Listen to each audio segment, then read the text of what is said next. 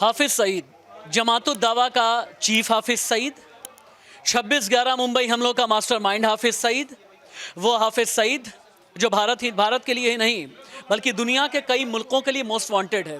वो हाफिज सईद जो पाकिस्तान का एक ऐसा मौलाना है जो जहरीला है, और वो हाफिज सईद जो पाकिस्तान में बैठ करके भारत के खिलाफ षड्यंत्र रचता है।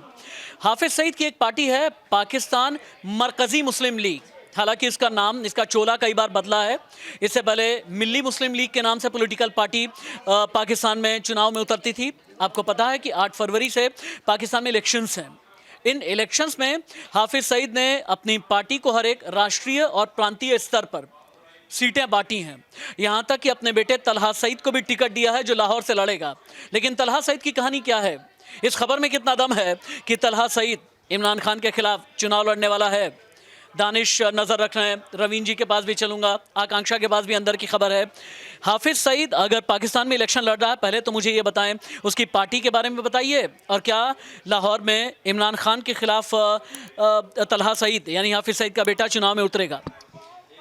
अब तक की जो जानकारी है उसके मुताबिक यही है कि हाफिज सईद आतंकी हाफिज सईद का बेटा तलहा सईद चुनाव लड़ने जा रहा है। लेकिन अभी तक ये तो कंफर्म हो चुका है कि लाहौर से ही चुनाव लड़ेगा, लेकिन ये कंफर्म नहीं कि इमरान खान के विरुद्ध लड़ेगा या किसी और के खिलाफ लड़ेगा। हाँ, जहाँ तक रहा सवाल आतंकी संगठन जो कि इसका प्रमुख है जमातुद दावा का, और उसने जो नाम रखा है पाकिस्तान मरकज़ी मुस्लिम लीग, मतलब उसने जो नाम रखा है उसमें भी मुस्लिम लीग, मरकज़ी और इस तरीके से, और उसके बाद जो उसका स्टेटमेंट आया है उनके प्रवक्ताओं का, उसमें यह है कि ना भ्रष्टाचार के खिलाफ लड़ रहे हैं, ना बेरोज़गारी के खिलाफ लड़ रहे हैं। उनका मकसद क्या है? मकसद देखिए, उनका मकसद ये है कि पाकिस्तान को इस्लामीकरण करने के लिए लड़ रहे हैं। जो चुनाव लड़ने का मकसद है, सोचिए कि अच्छा, मतलब ये अपने मैनिफेस्टो में ये कह रहे हैं कि अगर हम चुनाव जीते तो पाकिस्तान को इस्लामिक स्टेट बना देंगे, खिलाफत लेकर के आएंगे, खलीफा बना वहाँ पर तैयार कर देंगे। बिल्कुल। अब वहाँ पर क्या तंगहाली है, बेरोज़गारी किस कदर है,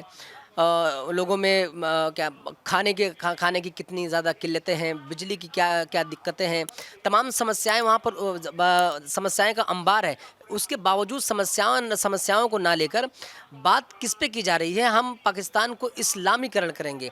मतलब इस्लामीकरण करने का मतलब क्या होता है? आज तक ये समझ में नहीं आता, कभी कभी समझ में नहीं आता कि इस्लाम को इन्होंने क्या बना के रखा है। इस्लाम क्या एक कट्टरपंथी है? इस्लाम क्या दूसरों के खिलाफ बोलता है? इस्लाम क्या दूसरों के मज़हब पर तंज कसता है? क्या ये सिखाता है इस्लाम? अगर ये इस्लाम सिखाता है तो ये इस्लामीकरण नहीं है, ये आतंकवादीकरण है। आप इस्लामीकरण के बारे में, और अब इस इस्लामीकरण में कैसे खिलाफत लाने की बात होती है, इसके बारे में मैं अगला सवाल आपसे करूंगा ठीक 2 मिनट के बाद में। ये क्या है खिलाफत, ये इस्लामिक रेडिकलिज्म क्या है, और क्या इस्लाम कहीं से भी रेडिकल बनना सिखाता है, बताता है? इस सब के बारे में एक बार आपके पास में दोबारा से मैं आता हूँ। खासतौर से मैं खिलाफत वगैरह को लेकर के सवाल करूँगा। रवीन जी, थोड़ा सा आप अगर इधर आ जाएँ। हाफिज सईद को लेकर के बात हो रही है।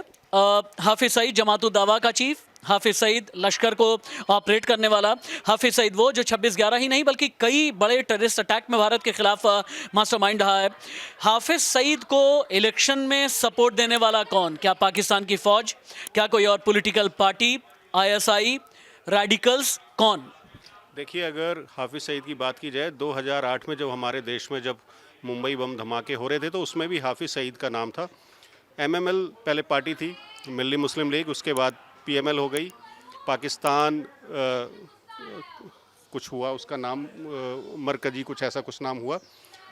देखिए, पाकिस्तान की अगर राजनीति में देखें तो उधर लोकतंत्र को शुरू से ही जगह नहीं मिली। अगर हम बात करें, भुट्टो की बात करें, उसके बाद नवाज शरीफ की बात करें, उसके बाद अगर जितने भी सभी, चाहे आप याहिया खान की बात कर लें, ज़ियाउल हक की बात कर लें, जनरल परवेज़ मुशर्रफ की बात कर लें, जिसने भी लोकतंत्र की उधर बात की, उसकी या तो हत्या हो गई या उसे हटा दिया गया, वहाँ सैनिक शासन ज़्यादा रहा, या सड़क पर फांसी पर लटका दिया गया, सड़क पर फांसी पे लटका दिया गया, तो उसी या बेनज़ीर भुट्टो जैसा कत्ल कर दिया गया। तो अगर कुल मिलाकर के देखें, जो हाफिज है उसका भी मोटो यही है कि मैं इस्लामीकरण के का साथ सहारा लेकर के। एक मिनट आप यहीं रहिएगा, आप जाइएगा नहीं। आकांक्षा, लेकिन इमरान क्या कर रहे हैं? जेल के अंदर से जो इमरान की पार्टी है PTI, पाकिस्तान तहरीक इंसाफ, वो इलेक्शन में क्या करने वाली है?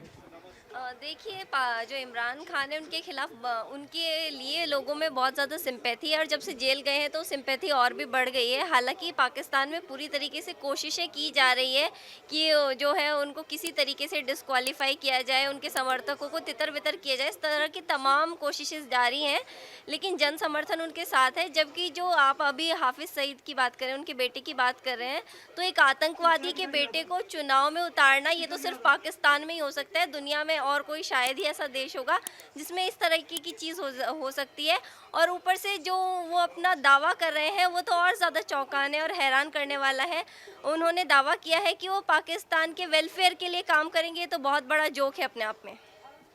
ठीक कह रही हैं आकांक्षा कि ये अपने आप में बहुत बड़ा जोक है। अब लड़ाई किस किस में है समझने की ज़रूरत है। लड़ाई है पीटीआई यानी पाकिस्तान तहरीक इंसाफ, इमरान खान।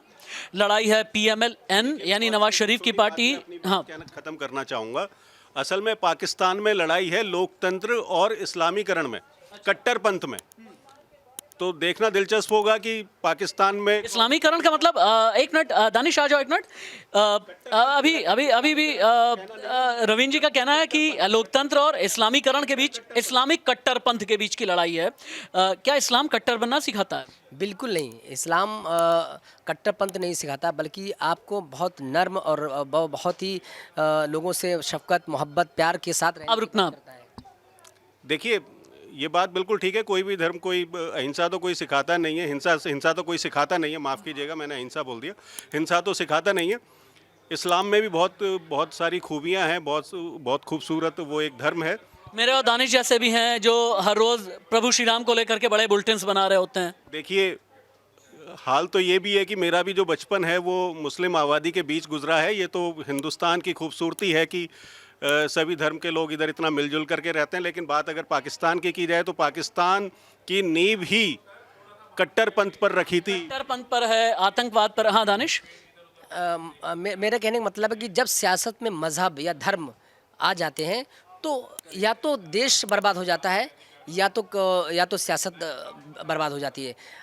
पाकिस्तान में 1980 तक जब तक मौलवियों का एंट्री ज़्यादा, मौलवी मतलब मुल्लाओं की जब तक उसमें एंट्री नहीं हुई थी, तब तक पाकिस्तान एक अच्छा मुल्क माना जाता था, तरक्की कर रहा था, लगातार हर चीज़ में काफ़ी आगे जा रहा था, उसको कई सारी उपाधियों से नवाजा जा रहा था। उसके बाद देखिए 1980 के बाद जब इसमें मुल्लाओं की भागीदारी होना शुरू हो गई, तो वहाँ से उसका धीरे धीरे धरातल पर जाते जाते आज इसकी स्थिति ये है कि वहाँ के लोग तंग हाल हैं, बदहाल हैं, पानी की किल्लत है, खाने की समस्या है, तमाम चीज़ों से दो चार है, फिर भी ये होश में नहीं आ रहे हैं कि उनका मुल्क कहाँ जा रहा है। एक बार एक राकेश जी से एक चीज़ समझने की ज़रूरत है मुझे कि अगर हाफिज़ सईद की पार्टी चुनावी मैदान में है पाकिस्तान में, भारत को किस तरह से और किस नज़रिए से देखना चाहिए?